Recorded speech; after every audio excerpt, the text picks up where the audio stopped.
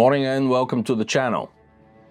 This is going to be a short video and I will be talking about, in a manner of speaking, this is a continuation really of the previous video, and it became necessary because of something that I forgot to mention last time. This is particularly the case with carvel planking. Especially with the growth of vessels, with large full bows, with the big midship section, with the rapid narrowing and hollowing of the run of the ship. Problems with planking, with running the strakes of the planking began to emerge. And that is because timber, as all of you know perfectly well, cannot be bent in 3 dimensions. It can be sort of forced into 2 dimensions. You can edge bend it to some extent. Obviously, it can twist and lay around the frames, but you cannot bend it in more than 2 dimensions. So what happens when you have a more or less standard width of a plank, and that incidentally varies throughout history and archaeology. Yes, I have read all the secondary sources that tell me that no plank is ever wider than 9 inches. Oh yeah? Come with me in the field and let's talk about this after that.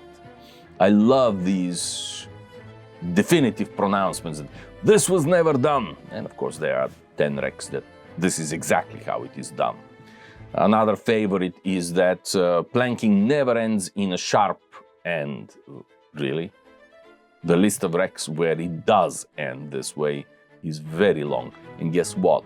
The ship has not failed where the plank came to a sharp point. This is not what sank them. So, when we are making such definitive pronouncements, we do have to have the data to back them. Returning to this, because of this complicated curvature, and that is visible here in the bow of the frigate, especially, and of course in the stern, it is not really possible to lay fair strakes of planking throughout the length of the vessel. There are a couple of places where you simply cannot plank it that way. Usually in the stern, you're going to have gaps developing between the planking. These gaps are filled up with planks that are known as stealers, because they are stealing the space that is available. They're usually notched. There are at least 3 different ways that you can notch them into adjacent planking. They tend to be fairly short pieces. They rarely extend beyond the run of the vessel. In fact, usually they do not. Normally they are single lengths. And depending on the shape of the vessel, how full it is, how much of a difference between the midship section and the run of the vessel there is, you can have 2 to 3 stealers per side. It varied depending on the availability of material and how exactly the ship is planked. In the bow, you have exactly the opposite problem. And some examples you're going to see in photographs from other models that Ole has built here over my shoulder. But in the bow, as you can see, you have exactly the opposite problem. The girth of the frames in the bow is much smaller than it is midships. So you don't have to fill up space, you actually have to lose. How do you achieve this? By introduction of drop planks. Drop planks are doing exactly the opposite of stealers. The drop plank is there in order to lose one of the strakes. So essentially 2 or more strakes are butting into the drop plank, which is carried all the way forward into the hood, into the apron and the rabbet of the stem. These are the 2 things that I was supposed to add to the previous video, but I failed. So here they are now.